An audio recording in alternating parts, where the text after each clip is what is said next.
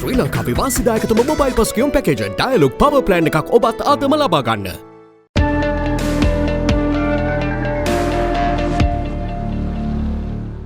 COVID-19 පැතිරීම පාලනය කිරීම සඳහා ක්‍රියාත්මක එන්නත් කරන වැඩසටහන මේ දිනවල දිවයින පුරා ස්ථාන රැසක සිදුවනවා. බත්තරමුල්ල දියත උයන පරිශ්‍රයේ පැය 24 පුරා ක්‍රියාත්මක වන එන්නත් කරන මධ්‍යස්ථානයෙන් ඇස්ට්‍රාසෙනෙකා එන්නතෙහි දෙවන මාත්‍රාව ලබා ගැනීම සඳහා ජනතාව සහභාගී වන්නේ දැඩි උනන්දුවකින්. COVID-19 වෛරසයට මේ මොහොතේ තියෙන එකම විකල්පය හැටියට සෞඛ්‍ය අංශ පෙන්වා දෙන්නේ ඒ වෙනුවෙන් නිෂ්පාදනය කරපු කුමන හෝ එන්නතක් කඩිනමින් ලබා ගැනීම. ඒ අනුව ශ්‍රී ලංකාව තුළ එන්නත් කරන වැඩපිළිවෙල ඉතාමත්ම වේගයෙන් ශක්තිමත් ආකාරයෙන් සිදු කරන ආකාරයක් අපට දැක ගැනීමට හැකියාවක් ලැබුණා. ඔබ දන්නවා පහුගිය දිනවල ඇස්ට්‍රාසෙනිකා එන්නතෙහි දෙවන මාත්‍රාව ශ්‍රී ලංකාවට ලැබීමත් එක්ක මේ එන්නත් කරන වැඩපිළිවෙල තවත් ශක්තිමත් කිරීමේ අරමුණින් පැය 24 පුරා ක්‍රියාත්මක කරන එන්නත් කරන මධ්‍යස්ථාන දෙකක් ස්ථාපිත කරලා තියෙනවා. මම දැන් ඉන්නේ බත්තරමුල්ල දියත උයන පරිශ්‍රයේ.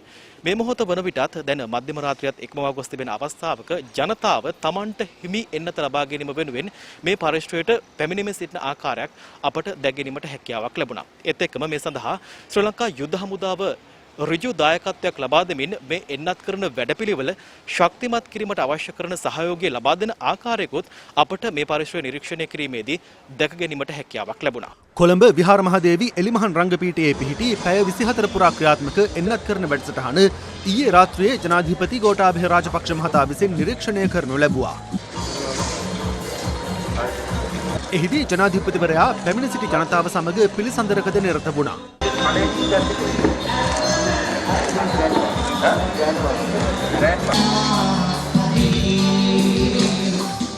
මේ අතර තවත් ප්‍රදේශ කිහිපයකම කොවිඩ් මර්ධන එන්නත් වැඩසටහන අදත් ක්‍රියාත්මකයි. ඇස්ට්‍රාසෙනෙකා කොවිෂීල්ඩ් එන්නතෙහි පළමු මාත්‍රාව ඊයේ දිනේ පුද්ගලයන් 22981කට සහ එහි දෙවන මාත්‍රාව පුද්ගලයන් 1,74,985කට ලබා දී තිබෙනවා.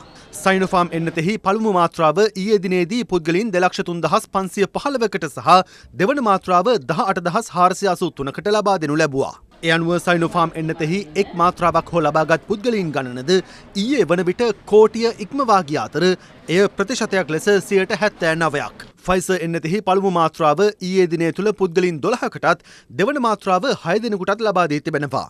මොඩර්නා එන්නතෙහි පළමු මාත්‍රාව ඊයේ දිනේ තුල ලබාගත් පුද්ගලයන් ගණන 2490ක්. ඊයේ දිනේ තුල පමණක් මෙරට එන්නත් කරණයට ලක් වූ සමස්ත පුද්ගලයන් සංඛ්‍යාව 4,22,472ක්. ඒ අනුව මෙරට කොවිඩ් මර්ධන එන්නතක එක් මාත්‍රාවක් හෝ ලබාගත් පුද්ගලයන් ගණන 1,03,09,855ක් දක්වා ඉහළ ගියා. මේ අතර මෙරට අවුරුදු 12ට වැඩි පාසල් සිසු සිසුවියන්ටද ෆයිසර් එන්නත ලබා දීමට තීරණය කර තිබෙනවා. එළඹෙන සතියේදී තවත් සයිනෝෆාම් මාත්‍රා ලක්ෂ 40ක් චීනෙන් අපිට ලැබෙනවා. එතකොට ඒ ප්‍රමාණයත් අපි එන්නත් කරන වැඩපිළිවෙලට යොදාගත්තම අගෝස්තු මාසයේ දෙවනි සතියේ හමාර වෙනකොට අවුරුදු 30ට වැඩි සියලු දෙනාටම අපිට එන්නත් කරලා දීලා ඉවර කරන්න පුළුවන්. ඒ වගේම අවුරුදු 12-18 කාණ්ඩයටත් එන්නත් ලබා දීම පිළිබඳ අධ්‍යාපන අමාත්‍යාංශය අපෙන් ඉල්ලීමක් කරලා තිනවා. අපි මේ සම්බන්ධයෙන් ජනාධිපති කාර්යසාධන බලකායේදී සාකච්ඡා කරා. මොන එන්නතද ලබා දෙන්න ඕන කියන කාරණේ පිළිබඳව අපි ෆයිසර් එන්නත ලෝකේ රටවල් කිහිපයකම මේ වෙනකොට අවුරුදු 12-18 කාණ්ඩ ළමුන්ට පාවිච්චි කරන නිසා මේ ෆයිසර් එන්නත සුදුසුයි. එම එන්නත ලබා ගන්න මේ වෙනකොටත් අපි ගිවිසුම් අත්සන් කරලා තිනවා මේ සමාගමත් එක්ක. නුදුරේදීම පාසල් ළමුන්ටත් එන්නත් කරන්නේ ආරම්භ කරන්න පුළුවන්. මේ අතර COVID-19 වෛරසයට අදාළව තම සෞඛ්‍ය තත්ත්වය පිළිබඳ තොරතුරු ලබා ගැනීමට සෙල්ෆ් ෂීල්ඩ් නම් ජංගම දුරකථන යෙදවුමක් හඳුන්වා දී තිබෙනවා. ශ්‍රී ලාංකික වෛද්‍යවරුන් සහ මෘදුකාංග ඉංජිනේරු කණ්ඩායමක් මගින් නිපදවා ඇති මෙම යෙදවුමෙන් විනාඩි කිහිපයක් තුළ පුද්ගලයන්ගේ සෞඛ්‍ය තත්ත්වය තනිව පරීක්ෂා කරගත හැකි.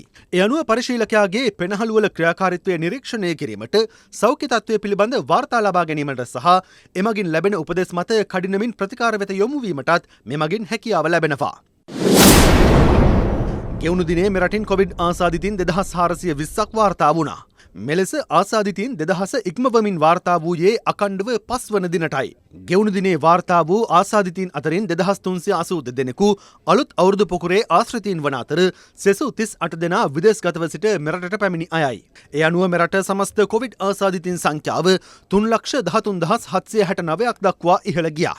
මේ වන විට පුද්ගලින් 2,80,868ක් පූර්ණ සුවය ලබා ඇති අතර ආසාදිතින් 28,393ක් තවදුරටත් රෝහල්ගතව ප්‍රතිකාර ලබනවා. දැන් මේ ඩෙල්ටා ප්‍රභේදය ලංකාවේ බොහෝ තැන් වලින් අපිට මතුවෙනවා. ඉතින් එවැනි තත්ත්වයක් යටතේ අපේ රට ඉන්දියාව වුණා වගේ නැත්නම් අනික් රටවල් වුණා වගේ වෙන්නේ නැත්තේ අපේ රටේ අති බහුතරයක් ජනතාව තමන්ගේ වගකීම් ඉටු කරමින් ලබා දෙන සහයෝගය නිසා.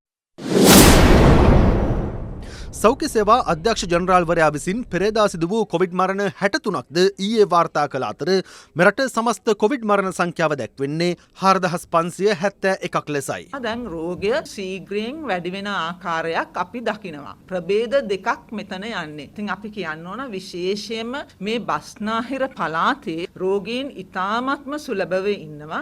රෝහල් පද්ධතියට දරන්න බැරි තරමටම රෝගීන් ලැබිලා තියෙන්නේ දැනටම. රෝගීන් බොහෝ ප්‍රමාණයක් එනකොට වැඩි අවධානය යොමු කරන්න සිද්ධ වෙනවා මේ රෝගීන් ජීවිතක්ෂයට පත්වීම වැළැක්වීම සහ අසාධ්‍ය බවට පත්වීම වැළැක්වීම කියන එකට. මේකට තියෙන ප්‍රධානම මේක වෙන්නේ අපිට එන්නත්කරණය කියන එක. රටක් විදිහට රජය ඉතාමත්ම වේගයෙන් එන්නත්කරණ ක්‍රියාදාමයක් කරනවා. ඒක අපි ඉතාමත්ම අගය කරනවා.